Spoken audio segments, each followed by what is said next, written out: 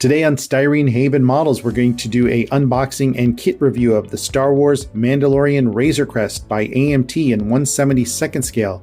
Be sure to like and subscribe to the channel for more reviews, tips and tricks, and builds of scale models. Now I went ahead and cracked open this box, took the factory shrink wrap off so we wouldn't have to spend time doing that.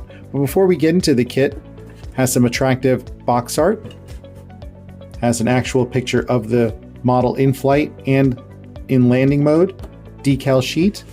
And what I really like is on the other side has some stills from the movie or from the TV show itself.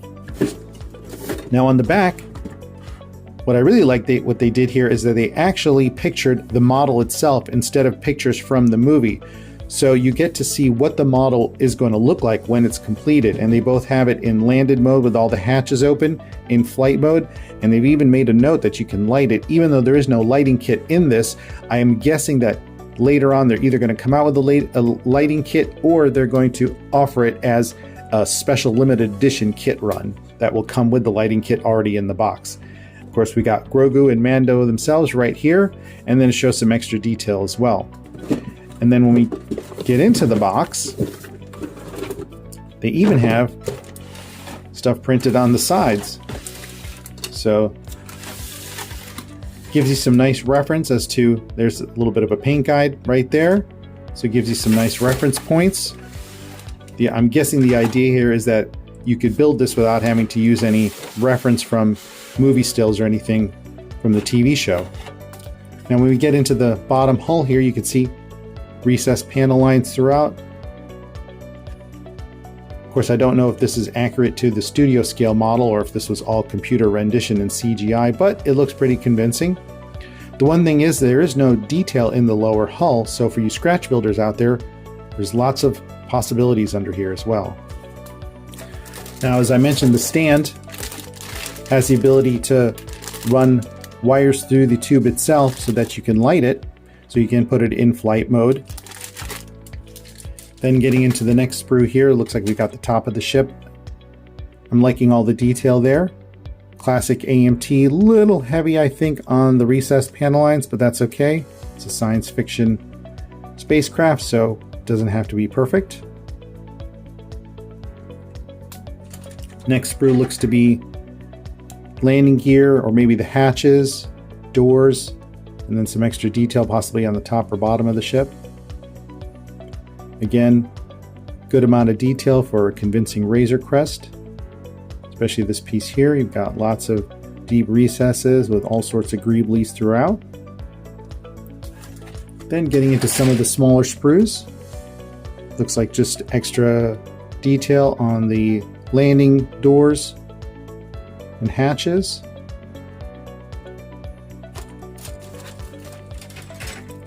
And this one looks to be the cockpit. We've got some detail on the sides, bulkheads, and the floor as well. But for you scratch builders out there, definitely room to add more detail either from reference pictures from the movie or just making it up yourself.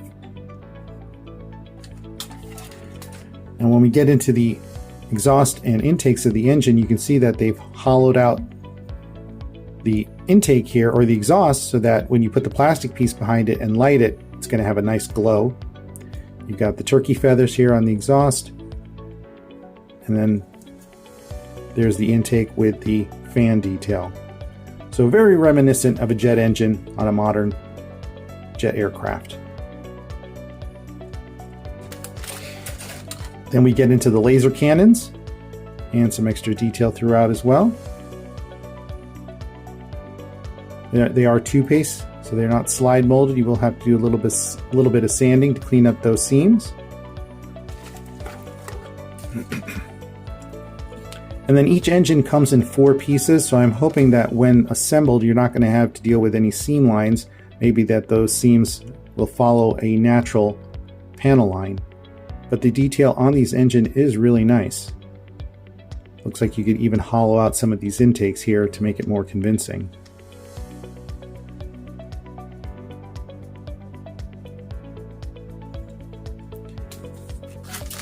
And then finally we've got one lower piece of the hull. I think that's where the stand tube would go through, and then you'd have to drill it out if you want to run the wires through it. But you can see here, even on the bottom, they've done a good job of detailing it with lots of greeblies and fine panel lines and raised panels throughout as well. Now we've got the classic AMT instructions. Everyone who's built AMT kits before is pretty familiar with these, black and white, with mostly just part number callouts and step-by-step instructions of assembly. Nothing too mysterious here. Here's the back side of the instructions. Pretty straightforward. For being a larger kit, there is actually not a lot of parts, so it shouldn't take too long to put this kit together. And then one thing I like that they did with the decals is they've got two sets. They've got the weathered set and then a brand new set. So if you wanted to make it look more like the TV show where it's kind of beat up, or if you want to have a brand new one, it's up to you. I think this is the floor of the cockpit, and then they even have seat belts and dials and gauges for the cockpit, as well as all the other little bits of decals for the rest of the ship. Now, one thing I wanted to make sure I point out, there is Mando right there with his arms. This is the basket for Grogu.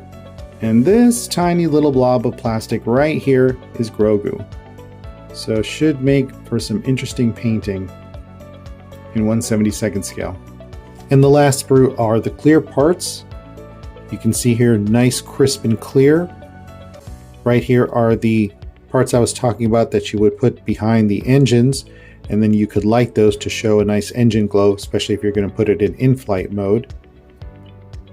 No flash on any of these parts. So you should be able to see Grogu and Mando inside the cockpit. And so there we have the review and unboxing of the Star Wars Mandalorian Razor Crest by AMT. Looking forward to seeing all those builds online. Make sure to join us next time for another kit review, tips and tricks, and builds.